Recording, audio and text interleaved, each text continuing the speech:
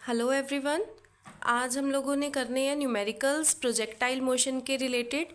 तो first numerical से start करते हैं। कह रहा है show that for complementary angles range is same and height is not same.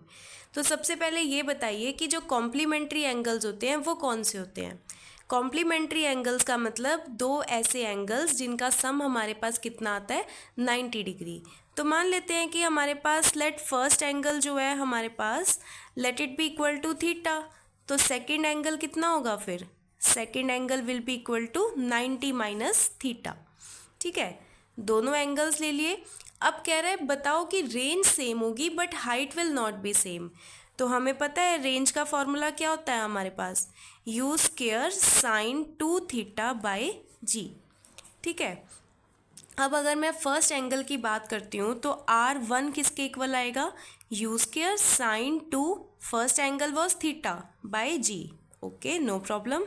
Then R2 that will be equal to u square sine 2, theta की जगह पे अब सेकेंड एंगल क्या है हमारे पास 90 माइनस थीटा, तो 90 माइनस थीटा बाय जी।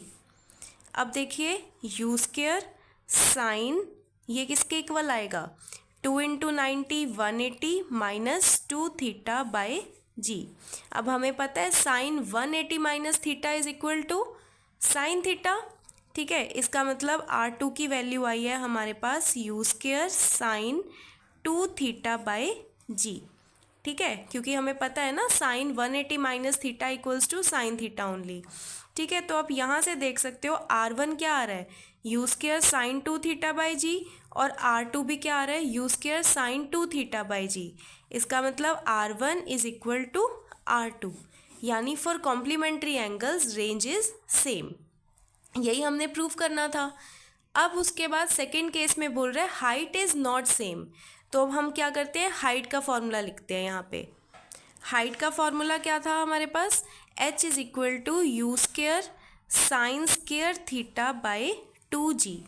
ठीक है, अब फर्स्ट एंगल के लिए हाइट फाइंड करते हैं, that is h1 which is equal to u square sine square, और फर्स्ट एंगल हमारे पास थीटा था बाय 2g।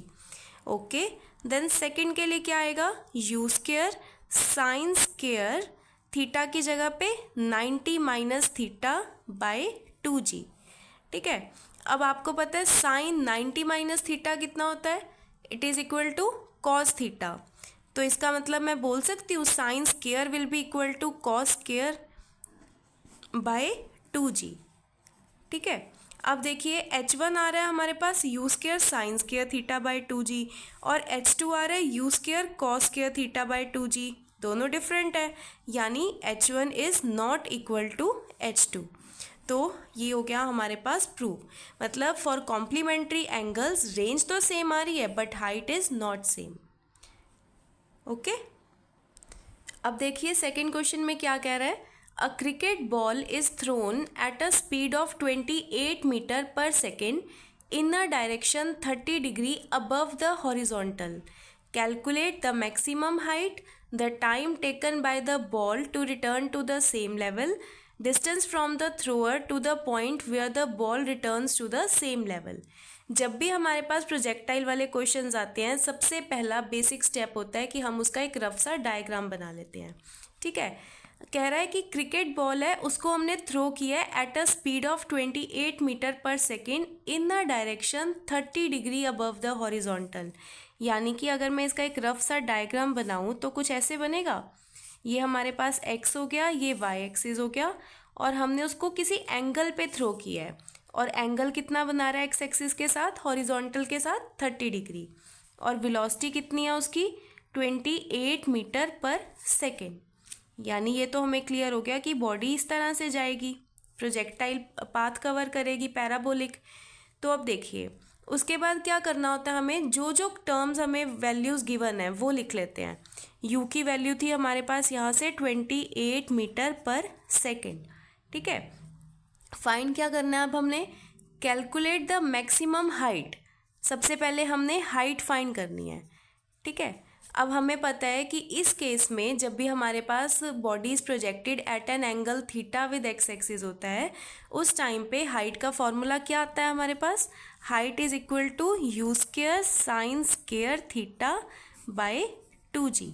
ये ध्यान रखना है कि उसने बॉडी मतलब जो डायग्राम है उसने किस चीज़ का बोला है, कि एट एन एंगल बोल रहा है या पैरेलल टू ग्राउंड बोल रहा है। अगर पैरेलल टू ग्राउंड है तो उसका फॉर्मूला कुछ और था जो हमने किया था, और अगर एट एन एंगल बोल रहा है तो हम एंगल वाला फॉर्मूला अप्लाई करेंगे। That will B you square sine square theta by 2g। बस उसके बाद वैल्यूज़ पुट करनी है। u हमारे पास था 28, इसका स्क्वायर साइन स्क्वायर, और थीटा की वैल्यू कितनी थी हमारे पास? 30 डिग्री डिवाइडेड बाय 2g, और g की वैल्यू हमारे पास कितनी है? 9.8। ठीक है, यहाँ पे हमें साइन कन्वेंशंस नहीं लेके चल रहे, क्योंकि जब हमने फॉर्मूला अप्लाई किया था तो फॉर्मूले के अंदर हम ऑलरेडी साइन कन्वेंशंस यूज़ कर चुके थे। ठीक है, अब हम लोग इसकी वैल्यूज़ पुट करते हैं सारी और इसको सॉल्व करते हैं। 28 का स्क्वायर इंटू साइन 30 हमारे पास होता है 1/2, उसका स्क्वायर बाय 2 इंटू 9 और इसे सॉल्व करके हमारे पास आंसर आएगा approximate 10 metres. Right, then second part में वो क्या बोल रहा है?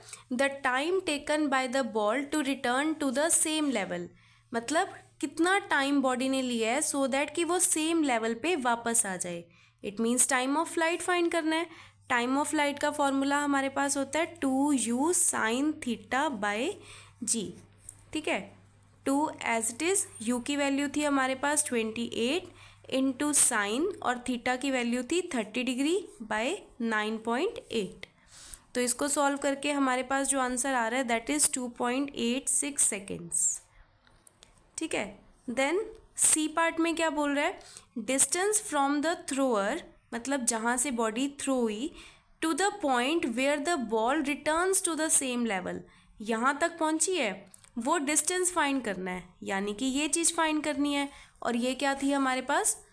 रेंज। ठीक है, इसका मतलब हमें फाइंड करनी है यहाँ पे रेंज। रेंज का फॉर्मूला क्या था? U square sine 2 theta by ji.